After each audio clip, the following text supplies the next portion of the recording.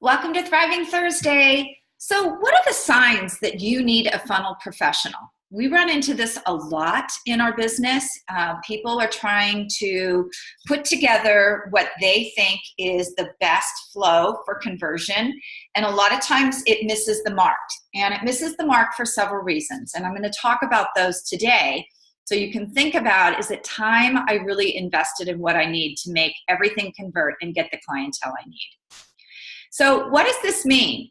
It means people aren't clicking and buying. So if you have an opt-in and people aren't clicking or buying or whatever the goal is of that opt-in, it means that it's not working. The conversion is just not working. It's flatlining. So not clicking can be for several reasons. The first is a weak message. People don't know exactly what you're offering them. I have that a lot on my website. People will come to my website who don't really know what I do, and they don't get a clear picture of what I do. And that's okay with me because I don't really use my website that much. So for me, I don't care. If you're someone who's using your website consistently to drive traffic to, then your message has to be crystal clear. And let me go back to mine for a minute.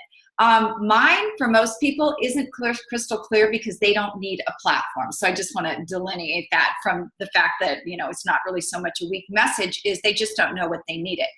Many times, I will say 25% of the time when I have a strategy session, it is a referral from someone in the book world who has told them they need a platform, and they get to me and they're upset because they think that their talent should stand on their own. They don't understand why this funnel is necessary.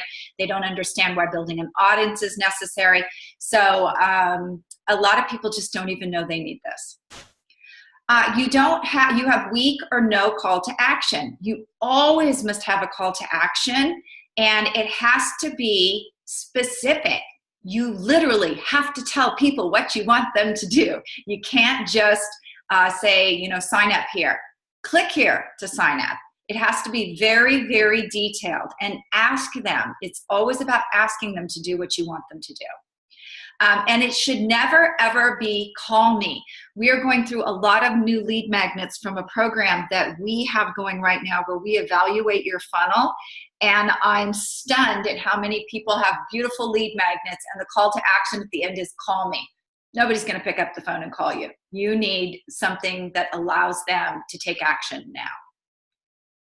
Incongruence. So within your funnel, it all must flow and connect.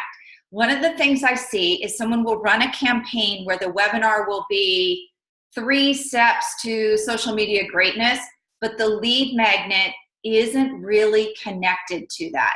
The other thing I see in incongruence is I'm a part of a group on Facebook, and my original thought when I joined this group was that this was somebody who was going to teach me sales.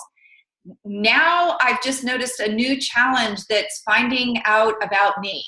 So I see a lot of incongruence there, and I kind of, as much as I love her, I throw up my hands, and it's like, seriously, I don't really know what this group is about, and I don't really know what you do at this point because it seems like you've shifted. Selling with no relationship. In our last video last week, we talked about those call to action and baby steps. Baby steps are called micro commitments, and the point of micro commitments is that it's a no-brainer to say yes. I trust you. I'm going to go into this. It doesn't seem like there are any long-term commitments or ramifications here. So those baby steps are really important to building trust for the time that you do sell and you have built a relationship. And when it comes to baby steps, anytime somebody has to stop and think about whether they're going to click, you've lost them. Not speaking to where they live. You have to speak their language. And this is really addressed in copywriting. A lot of times we try to copyright our own work, and I'm just going to be very clear about this. If you're a writer, most of the time you write books, you write articles, chances are you're probably not a copywriter, because copywriting is a particular skill. For me, I'm not a great copywriter, because I've never been trained in it, because I don't, even though I actually supervise copywriters, I can spot good copy, but can I write good copy? And that is really where we fail here, is we're speaking at our expert level instead of speaking to our audience where they're at. And many times that requires building a relationship with them so that you can hear the words they're saying to you, so that you can reflect them back. So if you're not fully building your funnel, you're probably leaking clients and revenue. And we always want to be in a place where we're moving forward and growing our base. All right, have a great week. Talk to you soon. Bye-bye.